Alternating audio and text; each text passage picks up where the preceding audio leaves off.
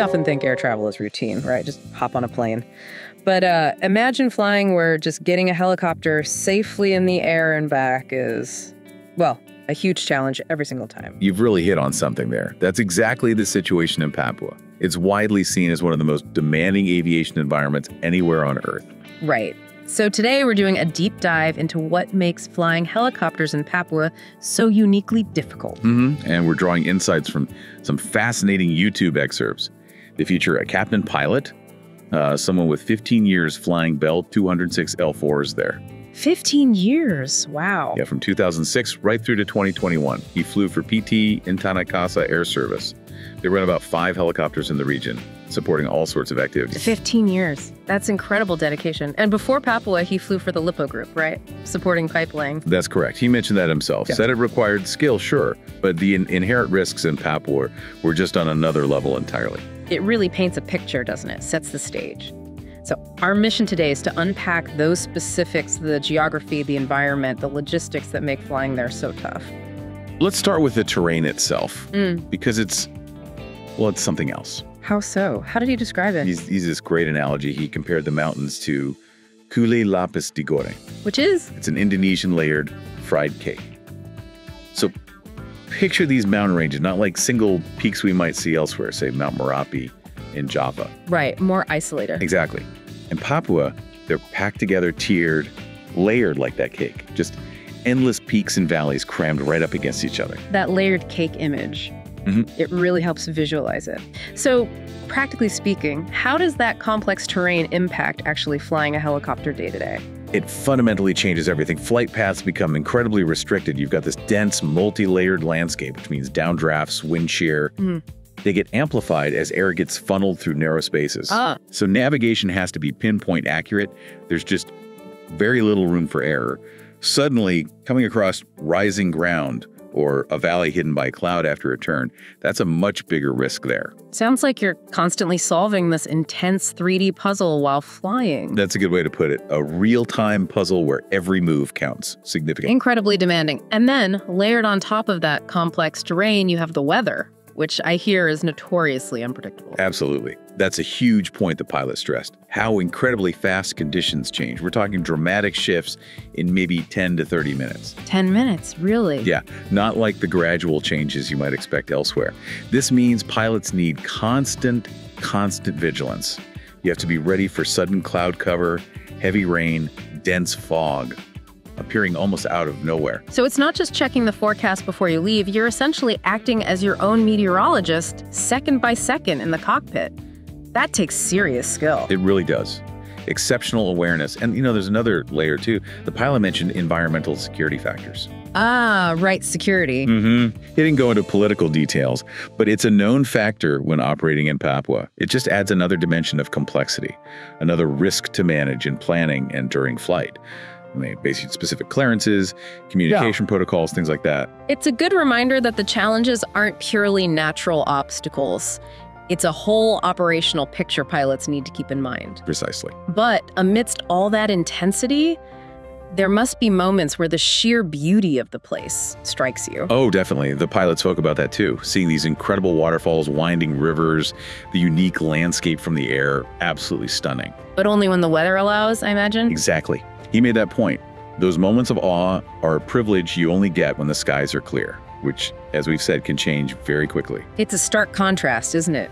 Extreme challenge and extreme beauty side by side. It is. And he gave some very concrete examples from his work supporting Palapa Timur Telematica, PTT, starting mid-2019. That really grounds the discussion. Right, supporting infrastructure projects. What kind of situations did he describe? Well, he talked about landing challenges due to weather. Like one time, needing to land near a village, Kampungarima, which was near their target, Tower 88. Why did I land at the village? Heavy rain. Yeah. He couldn't safely reach the tower, which was maybe 500, 600 meters away. So he just had to land near the village and wait. Just wait it out on the ground. Yep. Wait for the rain to clear enough to make that final short hop safely. It really shows the kind of patience and adaptability needed. Definitely not a standard procedure, waiting out the rain in a remote village. Not at all. And he mentioned other times too, flying to remote spots where the weather en route was just terrible. Overcast, heavy rain, fog, completely blocking the view of the mountains. So what happens then? Flights might get delayed before they even start or canceled altogether. Or if they're already airborne, pilots might have to find a safe spot, another village, sometimes even just a clearing by a riverland, and wait. Wait for things to improve. Or just decide to return to base if it doesn't look like it will clear. Safety first, always. That really underscores the unpredictability. Making a precautionary landing by a river, that says it all. It shows incredible judgment, doesn't it? Resisting pressure, prioritizing safety above all else. Now, he mentioned something specific geographically, a wind door. Pintu Engin near Zila. On the way to Ilaga Airport, what's that about? Yes, the Pintu Engin. Such a critical point. He explained that basically all pilots, fixed wing or helicopter, going to Ilaga from Timika have to pass through this specific area near Zila Pasiputi. And what makes it a wind door? It's located between relatively low mountain feet, below 10,000 feet, so it acts like a natural funnel for the wind. Okay, I see. This passage, the Pintu Engin, because it's constricted by these lower mountains, can really amplify wind speeds and turbulence as air gets forced through. So pilots have to be really careful navigating it. A wind door sounds potentially quite rough. And what's on the other side? Right after you pass through it, the terrain just shoots up dramatically. You're suddenly facing a high mountain range, around 11,000 feet, leading into the Ilaga Valley area. So you go from this lower funnel straight into high peaks. Exactly. That sudden transition, plus the potentially strong winds in the door itself, makes it a really demanding segment of the flight. Needs intense focus. You can really picture that shift. He also gave some specific landing altitudes for towers around Ilaga. He did. Mentioned a general tower elevation around 8,000 feet, then specifically Tower B5, also about 8,000 feet. Tower B4 is higher at 10,000 feet. Okay. And the highest he mentioned was Tower B6, which sits at about 11,300 feet. 11,300 feet. Landing a helicopter there must have its own challenges. Absolutely. At that altitude, the air is much thinner.